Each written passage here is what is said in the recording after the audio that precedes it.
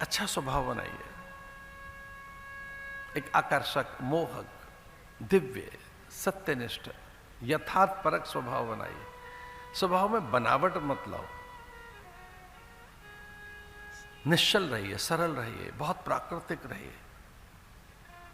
तभी आप सुंदर दिखते हैं, अच्छे दिखते हैं, मोहक दिखते हैं, अपने से दिखते हैं, प्रिय दिखते हैं। ये दिखने के चक्कर में हम कई बार बहुत कुछ गड़बड़ कर लेते हैं कि हम ठीक दिख रहे हैं ना, हमको ठीक दिखना है ना। ना, ठीक रहिए, दिखो मत। अब ठीक रहिए बस। जैसे आप ठीक रहना आरंभ कर देंगे तो आप ठीक दिखने लगोगे। अब ठीक रहिए,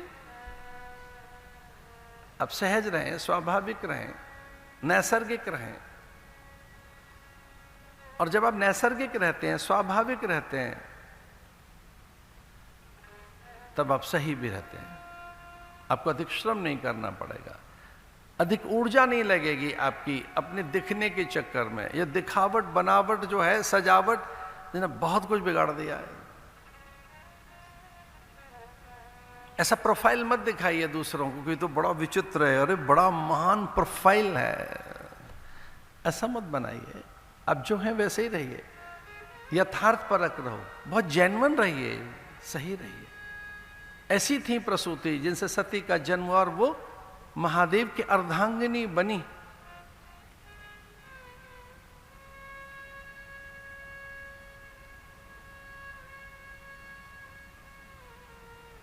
मैं महान हूं, दक्ष ऐसा विचार करता है, मुझसे बड़ा कोई नहीं है। तो कभी कभी हम अपने संग्रह में, संचय में, भंडारण में जहां वस्तु पदार्थों को रखते हैं, धन को रखते हैं, वही व्यक्तियों को भी आजकल एक ये नई चीज आई है कि धन तो रखो अपने पास, भूमि हो, महंगे वाहन हो, आभूषण हो, पर अपने संपर्क में बड़े लोग भी होने चाहिए। ये पता तो लगे दूसरों को कि हमारा इन से भी संपर्क है, हमें इतने बड़े बड़े बड़े लोग जानते हैं, बड़े लोग जानते हैं। ये अच्छी बात है कि जो शीर्षस्थ हैं, शिखरस्थ हैं, उच्च पदस्थ हैं, संपन्न हैं, अभिजात्य हैं, वो आपके मित्र हैं। पर उस मित्र मंडली में सामान्य व्यक्ति भी है क्या?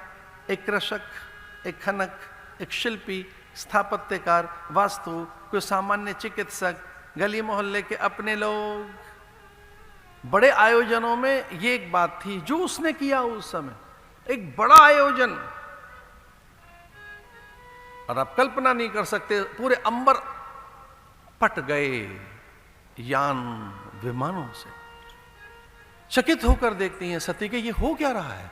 पूरे आकाश में एक साथ विमान गर्जना करते हुए, या कि पूरा आकाश, ये पूरा अंबर विमानों से छा गया है, और सब हरिद्वार की ओर, मेरे मायके की ओर, मेरे पिता की ओर, कनखल में सब विमान जा रहा है।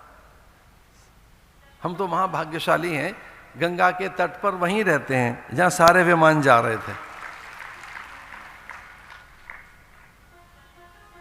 गंगा के तट पर न भी चाहे तो वहां की हवाओं में गंगा हमारे नासापुटों को तो छू ही लेती है। प्रमाद के वशीभूत गंगा के तट पर हम लोग न भी पहुंचे, सीधे सीधे उसका आचमन, स्पर्श, स्नान न भी हो, तो वहां के वातावरण में, वहां के वायुमंडल में तो गंगा है ही। उसकी आर्द्रता, उसकी पवित्रता, प्रियता, सौकर्यता, उसका मोद, माधुर्य, मांगल्य, अमृतत्व गंगा का